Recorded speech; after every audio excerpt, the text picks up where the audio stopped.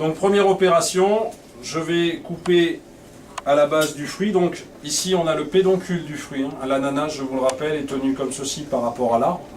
Donc ça c'est la partie pédoncule. Et je vais tout simplement avec mon trancheur couper en essayant de rester le plus rentable possible, c'est-à-dire ne pas trop entamer mon fruit. Le trancheur pour le moment ne me sert plus. Je change de couteau et je vais utiliser mon filet de sol. On peut choisir de découper une incision sur toute la circonférence du fruit.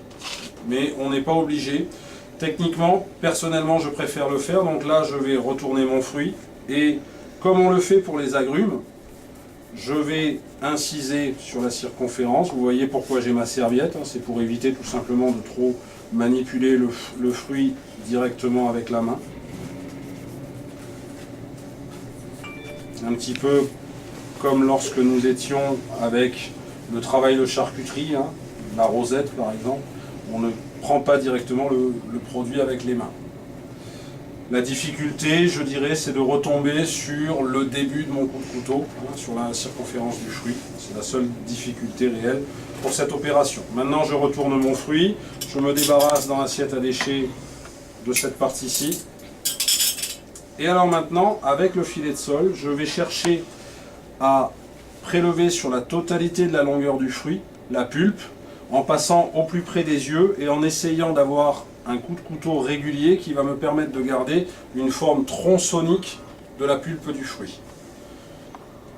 J'insère la lame de mon couteau et j'essaye de la faire ressortir à l'extérieur. Vous voyez là, j'y suis, on voit que j'ai ici la pointe du couteau qui ressort ici. Donc maintenant, je vais sur toute la circonférence du fruit essayer de prélever la pulpe. Donc le coup de couteau est délicat parce que malgré tout, je ne dois pas trop transpercer le fruit. Et puis surtout, je ne dois pas me blesser.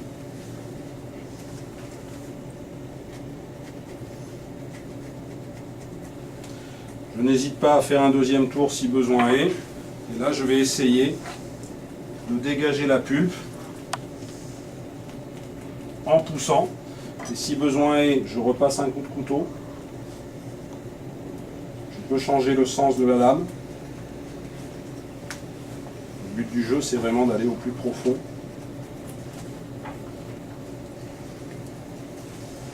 J'ai un fruit qui est très très mûr.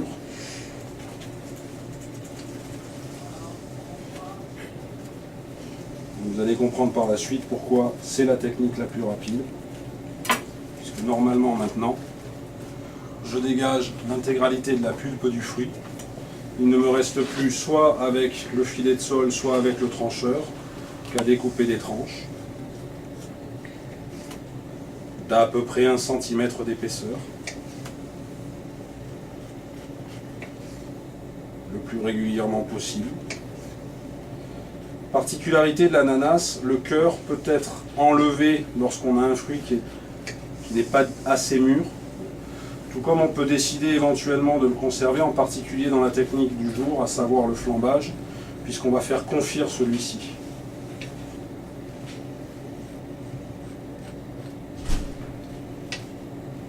Vous voyez qu'au niveau de du plumeau de mon fruit, j'ai été obligé de donner 2 coups de couteau. Mais malgré tout, au final, j'ai une rentabilité assez bonne sur mon produit. Puisque regardez maintenant que j'ai terminé mon travail, je vais sortir l'intégralité du feuillage.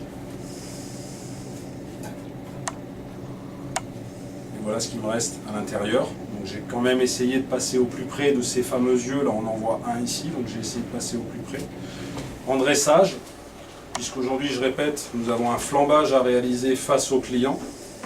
Je vais donc, dans un premier temps, regarder au niveau de mon cœur la qualité de celui-ci. Est-ce qu'il est dur? Il est assez dur, donc je vais décider de l'enlever. Pour l'enlever, je vais travailler avec la pointe du couteau d'office.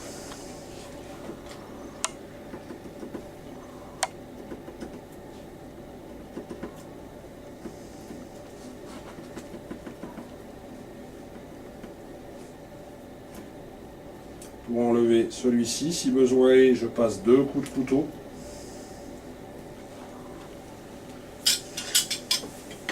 Et je vais donc regarnir mon fruit avec la tranche d'ananas.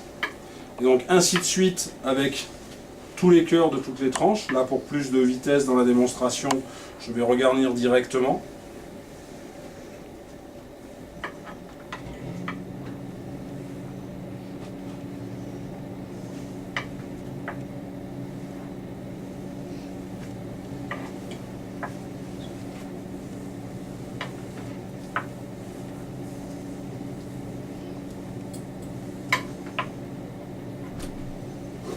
Je respecte, n'est-ce pas, l'ordre des tranches que j'ai prélevées sur le fruit.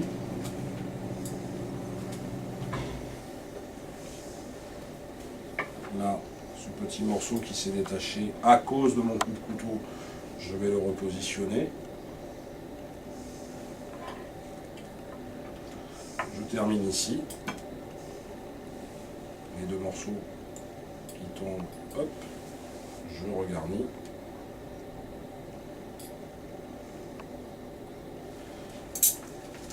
Et donc j'arriverai au moment du service du dessert, donc de la réalisation du flambage, avec mon ananas découpé en piston, mon réchaud, tout le matériel et tous les ingrédients nécessaires au flambage, et je n'aurai plus qu'à retirer ceci, le mettre dans une assiette à déchets, et prélever mes tranches d'ananas en fonction du nombre de clients. 2 à 3 tranches d'ananas par client, selon la taille des tranches et selon la taille de l'ananas en réalité, pour la réalisation du flambage, et bonne dégustation.